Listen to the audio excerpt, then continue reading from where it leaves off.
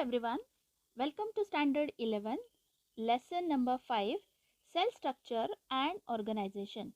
In this, we are going to study the topic mitochondria. Mitochondria, it is one of the important cell organelle. It is also called as powerhouse of the cell. The reason is why mitochondria is called as powerhouse of the cell. And the answer is mitochondria provides energy to the cell, and that's why it is called as powerhouse of the cell. Let us study the location. Mitochondria, it is present in most of the eukaryotic organism. It is absent in prokaryotic cells and red blood corpuscles, that is RBC. Let us study the shape of mitochondria. Mitochondria shape is, it may be oval or spherical or spiral strip-like. Let us study the structure of mitochondria. This is the diagram of mitochondria. It is double membrane bound organelle. Outer membrane is permeable to various metabolites due to presence of a protein, porine or Parsons particles. Inner membrane is selectively permeable to few substances only. Both membranes are separated by a space called outer chamber. Inner membrane shows several finger-like or plate-like folds called as cristae. Here you can see the foldings are like this. So these foldings are called as cristae. Inner membrane also bears numerous particles called oxysomes and cytochromes or electron carriers. Inner membrane encloses a cavity called as inner chamber containing fluid matrix. Here this is the part of inner membrane or the matrix which is present in inner membrane. The matrix contain few coils of circular DNA, RNA, 70S type of ribosomes, lipids and various enzymes of Krebs cycle and other pathways. Now let us see or study the structure of oxysome. This is oxysome. It is also called as F1 particle. Inner membrane of mitochondria, it bears numerous particles called as oxysome or F1, F0, Fernandez, Moran, elementary particle or mitochondrial particle. There are so many names for these particles. Each particle consists of head and a stalk or foot. This is the head and this is the stalk. Head, that is F1, faces towards the matrix and the foot is embedded in the inner membrane. Head acts as an enzyme, ATP synthase, and foot as a proton channel. Oxysomes are involved in proton pumping and ATP synthesis.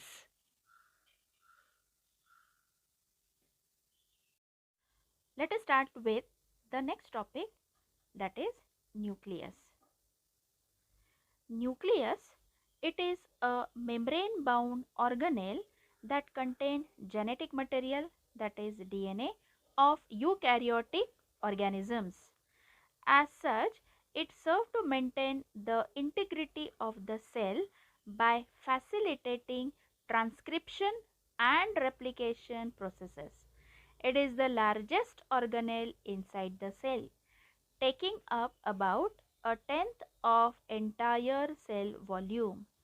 The structure of nucleus of eukaryotic cell become distinct in non-dividing cell or during interphase.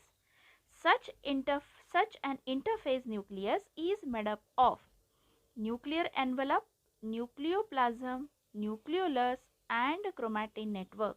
So this is the structure of nucleus. Nucleus, it is also called as the brain of the cell because it controls the entire cell activity. Let us study first the nuclear envelope. What is nuclear envelope? Nuclear envelope is nothing but the membrane. It is double-walled delimiting membrane of the nucleus. two membranes are separated from each other by perinuclear space. Here in this diagram you can see that there are two membranes and the space is about 10 to 50 nanometer. Outer membrane is connected with endoplasmic reticulum at places.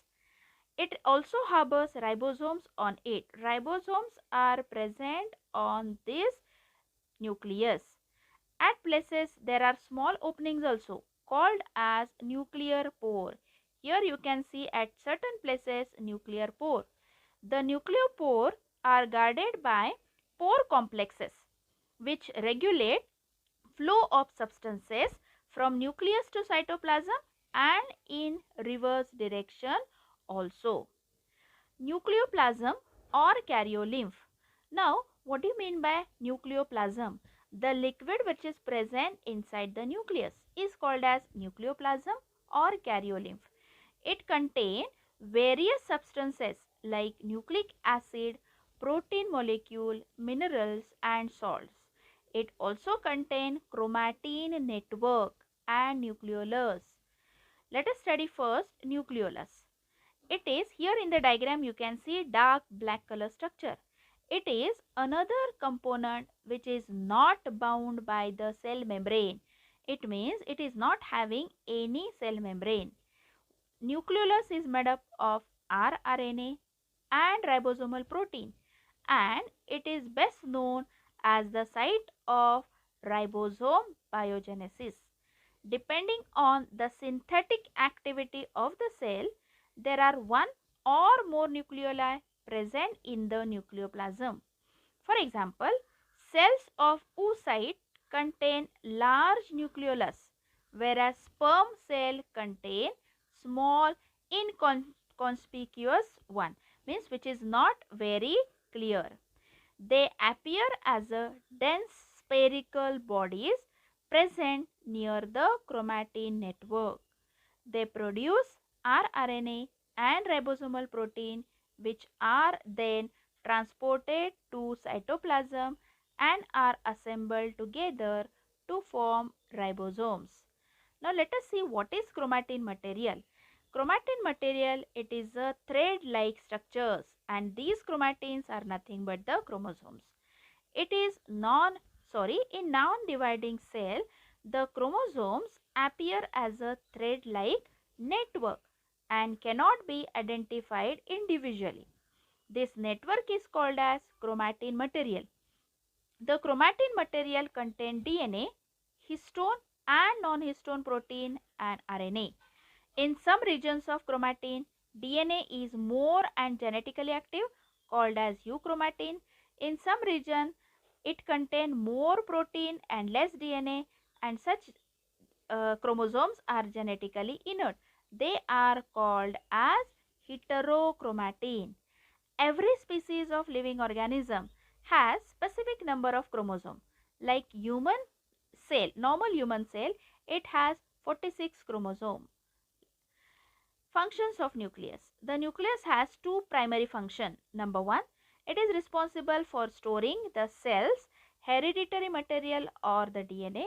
It is also responsible for coordinating many type of important cellular activities such as protein synthesis, cell division, growth and a host of other important functions.